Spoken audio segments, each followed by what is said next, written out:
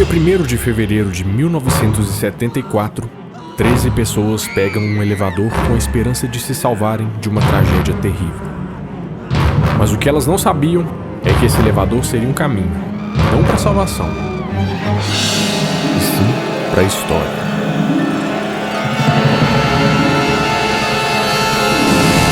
O incêndio no edifício Joelma foi uma das maiores tragédias da história. Mais de 180 pessoas foram mortas e mais de 300 ficaram feridas no maior desastre da história do Brasil. É muito triste você ver pessoas que você trabalhou com elas e que, enfim, infelizmente não tiveram a mesma sorte que eu. Até hoje, várias pessoas falam que coisas estranhas acontecem naquele lugar. Mas será que é verdade? O que acontece lá de fato? O que a gente vê é 10% da questão. 90% está oculto. Mas o que 13 pessoas enterradas tem a ver com supostos milagres? Será que o edifício Joelma é assombrado? É isso que você vai descobrir hoje no Nerd Doc Edifício Joelma.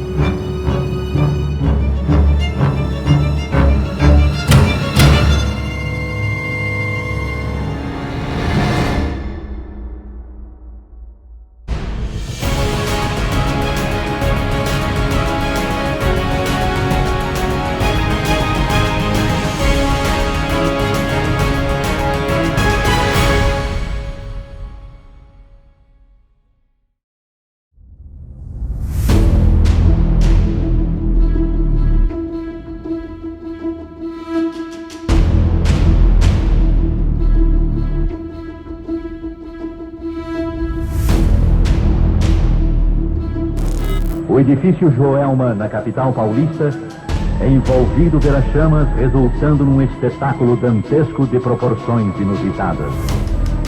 Em minutos apenas, as chamas crescem, avultam, assombram. Não existe quem não se emocione diante destas cenas tão amargurantes.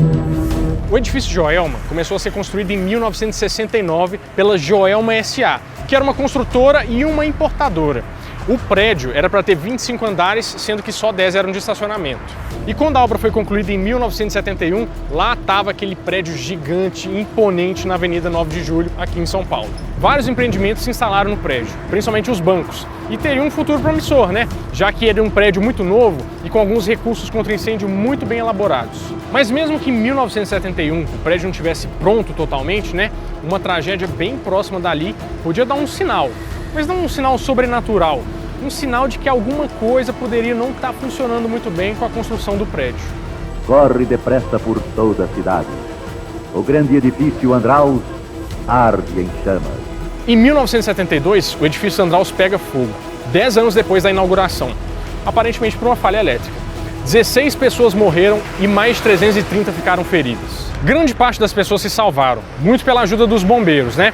E muitos helicópteros resgataram as vítimas, que pousaram lá no heliponto do prédio Andraus. Um fato interessante é que naquela época, os órgãos públicos não tinham helicópteros. O resgate foi feito por pessoas comuns que tinham um helicóptero. E atualmente o edifício Andraus está totalmente reformado e com os procedimentos contra incêndio totalmente em dia.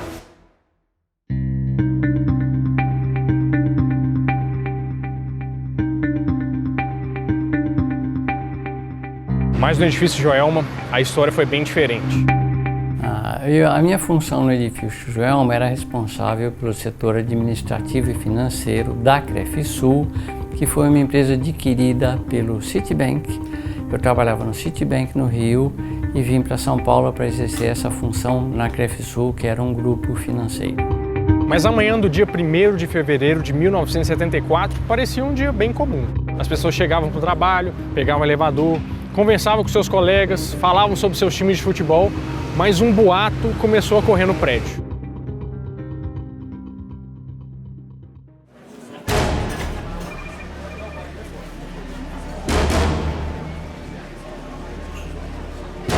A minha janela dava de frente para um prédio e nesse prédio, de repente, eu vi o reflexo de um fogo.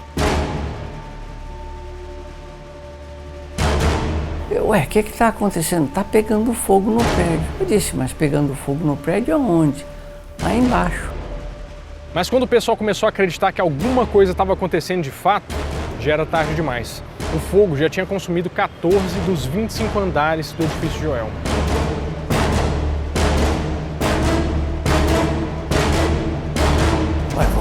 vamos sair do prédio, né? Aí disseram o seguinte, não, o 11º andar, que é o estacionamento, está com a porta fechada. Não existe como você sair do prédio. Vamos ver o que a gente fazer. E começou aquela correria maluca. Mas você consegue imaginar o que você faria no lugar dessas pessoas? Porque imagina a situação, elas são presas num prédio, elas não têm para onde ir, não tinha escada de emergência, essas pessoas só podiam ir para cima. Nós nunca tivemos treinamento, isso não era alguma coisa, vamos dizer, previsível. Então você vê aquela loucura, todo mundo sai correndo, você fica desnorteado no fundo, porque você não sabe o que fazer, você vê aquele monte de gente gritando. Então é uma sensação assim, muito estranha, porque você fica perdido, você diz, o que eu vou fazer?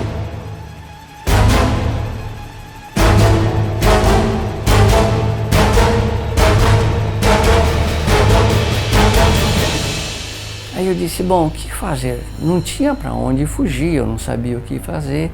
Eu disse, vou me trancar num banheiro.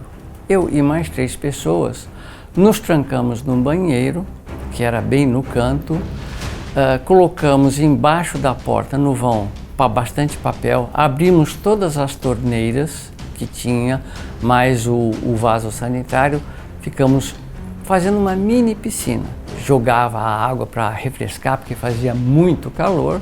No banheiro a janela dava para fora do prédio. Aí eu abri a janela e vi que a janela tinha um vão e no andar de cima tinha esse mesmo vão. Eu disse, bom, a minha única alternativa é colocar o pé nessa laje do coiso e tentar pular para a laje de cima. Só que a laje de cima ficava um meio metro para fora. Eu disse, bom, a única alternativa que eu tenho é tentar pular e agarrar a laje. Se eu não conseguir, eu vou cair lá embaixo, que é uma morte menos dolorosa do que morrer queimado. Mas então, com essa situação, o que resta para essas pessoas? O que elas podem fazer, né? É aí que várias delas tomam a decisão mais difícil de suas vidas. Então, várias pessoas escolhem pular do prédio. Uma medida desesperada que só pode ser entendida por quem viveu isso na pele. Em grandes incêndios em prédios, nós temos 2 situações. Nós temos as pessoas que elas pulam porque realmente o calor ali, né, ele é muito alto e a pessoa começa a entrar numa situação ali dela ser realmente queimada, né, e aí ela fica desesperada, acaba pulando por uma questão de instinto mesmo, e tem as pessoas que elas acabam pulando pela questão do desespero. Por que ela optou pular? Talvez aquela pessoa, né, pensasse que pular do prédio ela tem mais chances de vida, ou porque a dor de ser queimada para ela soa até pior do que a morte, né? Morrer queimada. Então essas saídas são muito individuais, né? Não tem uma forma universal de responder para o aparelho psíquico, né? Ele responde de formas particulares, né? Sempre individuais de cada um. Eu era, na época, atleta. Dei o pulo, consegui, segurei a laje, subi o corpo e fiquei na laje do terraço. Essa laje estava cheia de pessoas que tinham conseguido subir pela escada. O prédio tinha 2 lajes, uma laje grande e uma laje pequena. O que acontece? O fogo, quando ele está subindo, ele está consumindo oxigênio. Quando ele não acha oxigênio aqui, ele faz isso para procurar o oxigênio. Quem estava na laje pequena morreu carbonizado. Um dos grandes complicadores do edifício Joelma, que realmente provocou a morte das pessoas, foi a evolução do incêndio. E aquele incêndio ele evoluiu muito rápido porque não existiam medidas preventivas. O tipo de revestimento, né, a carga incêndio que a gente chama, que a gente tinha no local, era muito alta, muito representativa, porque era muito material de madeira, revestimentos em carpete. Então as pessoas perceberam que a segurança contra o incêndio e pânico era algo que deveria fazer parte, deveria ser obrigatório em todos os prédios, em todas as edificações de uso coletivo. Mas quando essas pessoas chegaram no topo do prédio, elas só conseguiram ver que o fogo estava consumindo o prédio inteiro. Aí você deve perguntar, mas por que elas não foram salvas, que nem fizeram com o edifício Andraus? Por que o helicóptero não foi lá? O que vamos fazer? Aquela loucura, muita gente gritando, muita gente queimada. Dali a pouco começou a baixar o helicóptero. Só que o helicóptero ele não podia abaixar muito, porque enquanto estava o calor, aquele calor não permitia. Mesmo nos andares superiores à laje, a temperatura para você ter uma aproximação ali com segurança do helicóptero não era uma condição que você conseguir fazer essa aproximação do helicóptero, porque mesmo que a gente esteja num prédio que não existe heliponto, é possível sim a gente fazer um voo pairado, a gente fazer algumas manobras. Nesse caso a gente não tinha esse cenário. Aí uma hora o fogo diminuiu um pouco, o helicóptero desceu e o bombeiro que pulou do helicóptero, ele pulou, só que o telhado era de aquela lâmina mais fina e ele caiu na laje, quebrou o telhado. Aí eles baixaram bastante o helicóptero, aí a gente ajudava a pegar as pessoas que estavam mais, intoxicadas ou alguns queimados, colocamos no helicóptero, o helicóptero subia, descia ao lado, era o prédio da prefeitura e tinha um heliporto lá, então ele subia do nosso prédio, era o que, uns 50 metros, deixava o pessoal, voltava e pegava os sobreviventes. Foi um problema cultural, porque como 2 anos antes tinha acontecido o incêndio no edifício Andraus e as pessoas elas conseguiram ir para o teto e lá os helicópteros conseguiram resgatar, os números de mortos foi muito pequeno comparado com o edifício Joelma, as pessoas elas acharam que aquilo dali, aquela estratégia iria dar certo novamente. E como eu estava teoricamente bem, eu fui o último a sair no voo do helicóptero. Aí ele me deixou do helicóptero, levou para o prédio. Lá daquele prédio tinha uma pessoa que era um irmão de um que trabalhava no prédio, esperando lá.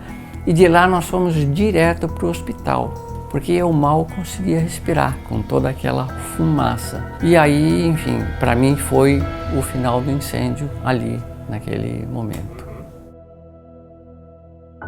Como eu te falei, oficialmente 187 pessoas morreram e mais de 300 ficaram feridas. Mas não é só essa história que assombra esse lugar.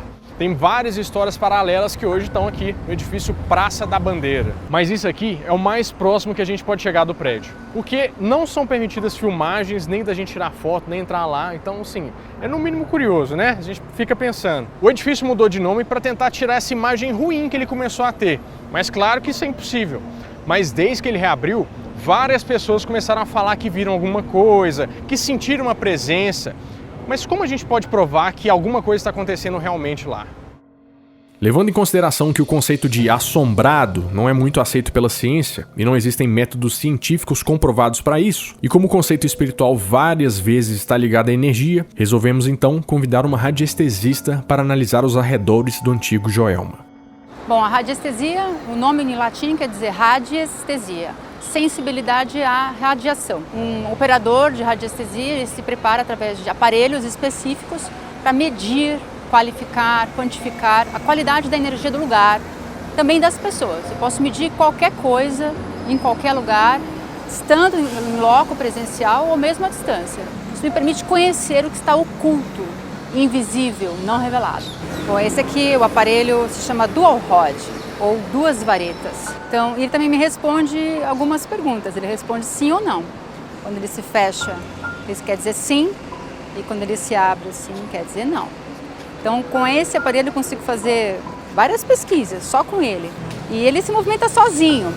Eu mesma era uma pessoa bastante cética antes de conhecer radiestesia e a radiestesia me ajudou a acreditar que existe uma energia e que eu sou capaz de interagir com ela. Então vamos lá. A energia, a qualidade da energia desse local é boa, sim ou não?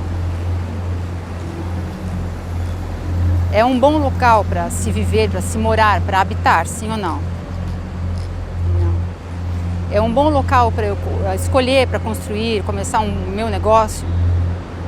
Não. É um local de prosperidade, de abundância, de fartura? Não. É um local que tem remanescências espirituais? Sim. Elas são antecessoras à construção do edifício Joelma? Sim. Ela remonta à época da escravidão? Sim ou não? Sim. Muitas pessoas falam que aquele lugar teve vários problemas ao longo da história, né? Por exemplo, no século 17 e 18, dizem que aquilo lá foi um pelourinho. Um pelourinho nada mais é do que uma coluna que fica em praça pública em que as pessoas são castigadas para servirem de exemplo. As pessoas que escolheram esse lugar para fazer a exposição dos escravos à tortura e aos maus tratos, já foi escolhido esse lugar por conta de algumas qualidades que ele tinha. E isso só vem a ter continuidade ao longo dos anos. Quem passa por aqui, ou quem habita esse lugar, vai ter contato inconscientemente com essa mesma carga energética. Vários escravizados foram torturados e mortos lá, nesse solo que ficou marcado pelo sangue. Outra história bem falada lá é o crime do poço. Em 1948, São Paulo ainda não era essa cidade tomada por prédios. No terreno do edifício Joelma havia uma casa, onde morava a família Pereira Camargo. A mãe Benedita, as suas filhas Cornélia e Maria Antonieta e seu filho Paulo. Paulo tinha acabado de se formar, mas não tinha uma relação muito boa com a sua família.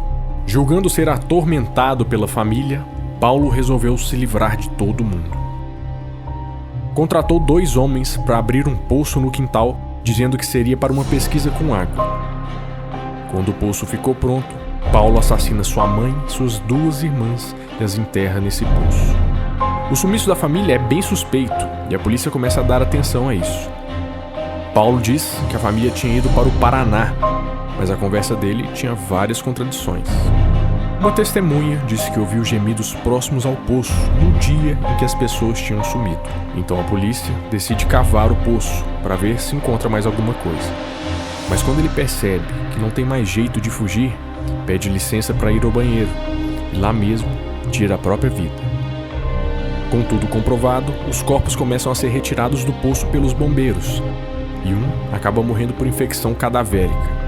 O verdadeiro motivo do crime nunca foi revelado, mas existem teorias dizendo que seria por a família não aprovar um namoro com uma moça que não seria virgem. Outra diz que Paulo não queria cuidar de suas irmãs e sua mãe, que estavam doentes.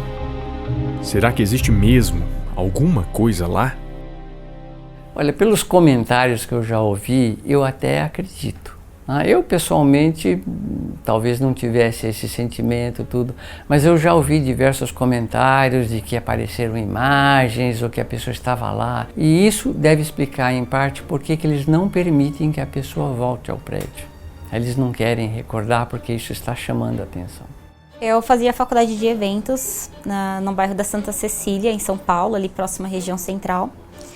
E dentro da faculdade tinha matéria de turismo.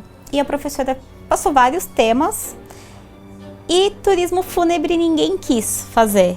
E aí dentro desses lugares apareceu a história do edifício Joelma. E aí eu tinha reunido muito material, estava sentada na sala com um computador e uns papéis e eu não sabia qual o fio da meada, para onde que eu ia ali, qual o contexto realmente do trabalho. E eu comecei a riscar uma folha de papel aleatoriamente, eu não desenho nenhuma florzinha.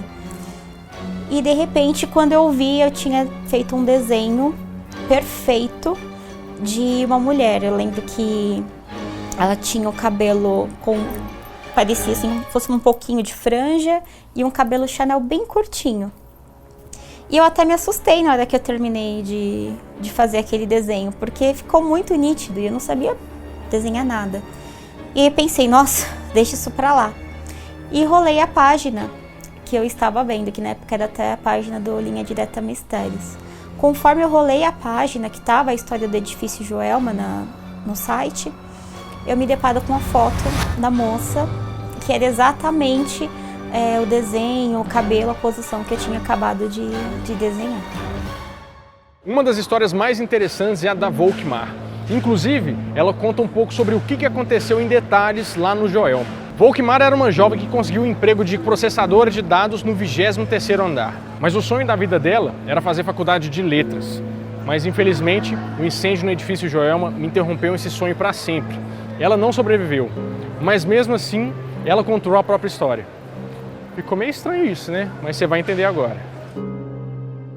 Volkmar conta que depois que se iniciou o incêndio, ela e mais algumas colegas de trabalho tentaram descer do prédio para se salvar. Mas a confusão foi tão grande que o único caminho era para cima. Presas, elas não sobreviveram. Mas o irmão de Volkmar, Álvaro, que trabalhava no 10º andar, sobreviveu e foi à procura da irmã nos hospitais que atendiam as vítimas do incêndio. Mas em sua última parada no IML, reconheceu o corpo da irmã. Ele resolveu então não contar nada para sua mãe que sofria do coração. Mas no caminho para o hospital, onde Álvaro escolheu dar a notícia para sua mãe, Volkmar aparece para ela e conta que ela estava bem, que Álvaro já tinha reconhecido o seu corpo. A mãe então pergunta a Álvaro, e a surpresa é muito grande. É então que a família vai para Uberaba tentar falar com Chico Xavier, para tentar se comunicar com Volkmar.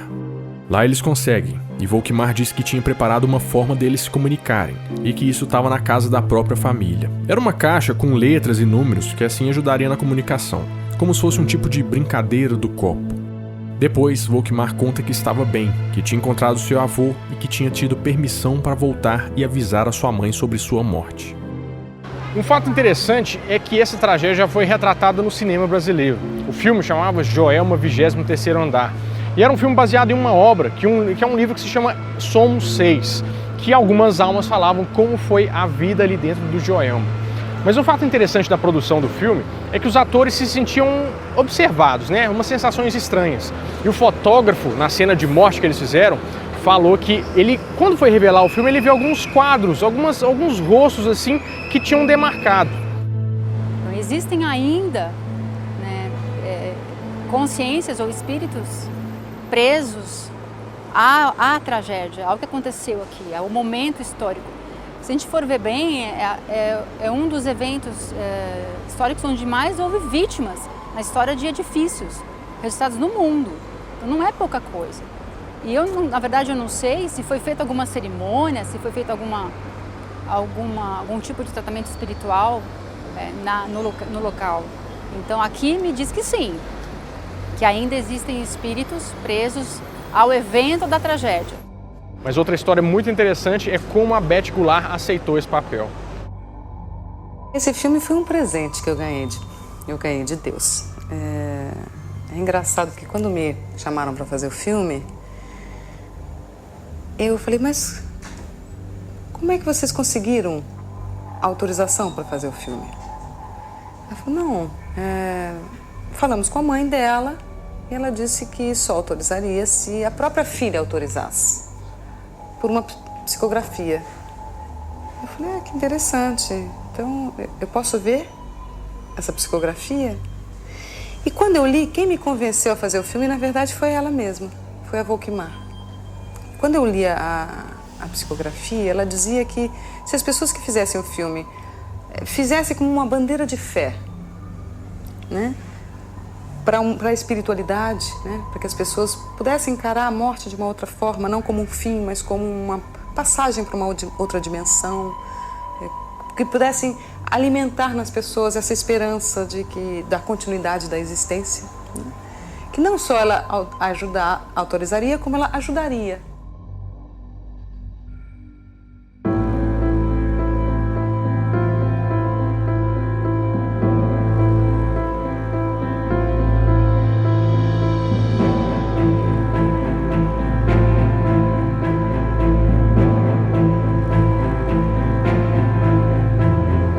Bom, mas como tudo que tem a ver com Joelma é um pouquinho misterioso, a gente tem mais uma história para contar. Você lembra daquelas 13 pessoas que eu falei lá no início, que entraram no elevador tentando se salvar? Pois é, nenhuma delas conseguiu. Elas morreram carbonizadas. Carbonizadas de uma tal forma que ninguém conseguiu identificar e ninguém veio procurar também esses corpos, né? E eles foram enterrados lado a lado aqui no cemitério São Pedro, na zona leste de São Paulo.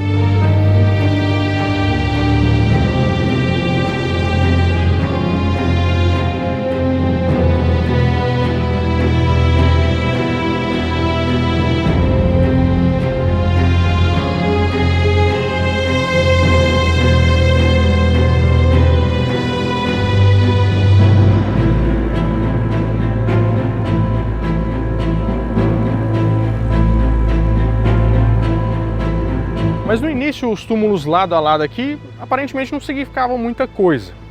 Até que uma certa noite, o vigia que trabalhava aqui nesse cemitério notou uma coisa diferente, como se fossem uns gritos de sofrimento.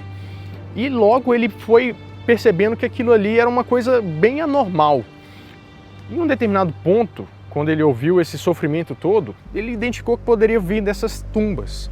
E o que ele fez? Ele resolveu jogar água em cima delas, aparentemente por saber um pouco da história, que eles haviam sido queimados. essas vozes, elas cessaram. Parece que de uma certa forma ele apaziguou o sofrimento dessas pessoas. E desde então, essas pessoas ficaram conhecidas como as 13 almas benditas, que ajudam as pessoas a alcançarem algumas graças. Mas será que existe algo sobrenatural aqui? Ou só as pessoas que se motivam para alcançar algum tipo de objetivo? Bom, é difícil da gente saber, mas a gente pode procurar algumas respostas. A cabeça das pessoas, no ponto da crença de um milagre, ela acaba adaptando aquilo ao seu repertório.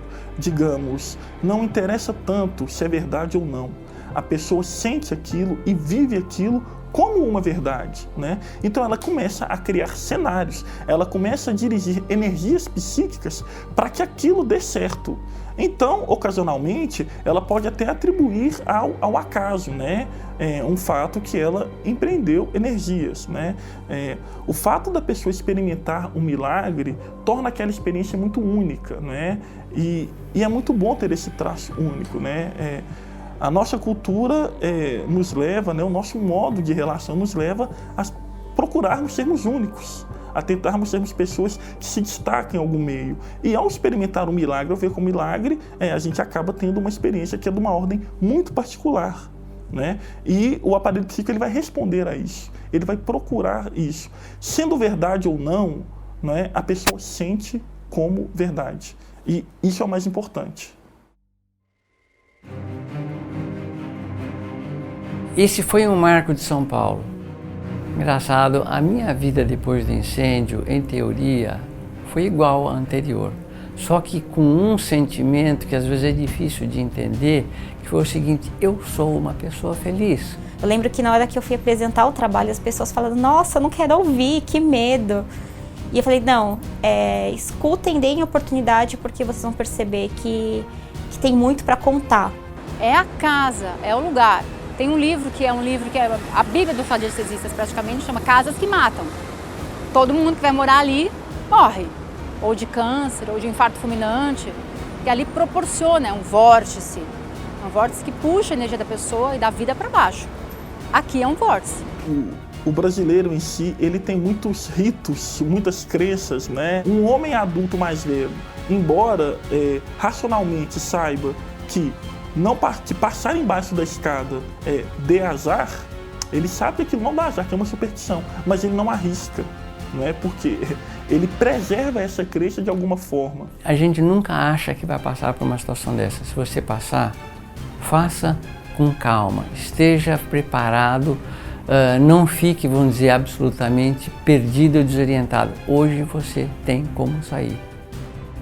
A tragédia no edifício Joelma é uma coisa muito difícil de explicar. Porque como é que a gente vai provar que um lugar é realmente assombrado? Será que isso não é algum tipo de histeria coletiva? Qual que era a opinião das pessoas que estavam lá na época, né? Como é que elas encaravam essas histórias que ainda nem existiam? Bom, a gente não tem todas as respostas, né? Mas a gente sai aqui com várias perguntas. Mas será que é necessária sempre uma prova para a gente acreditar em alguma coisa? Bom, agora com os fatos, né? Você pode deixar a sua opinião nos comentários do vídeo.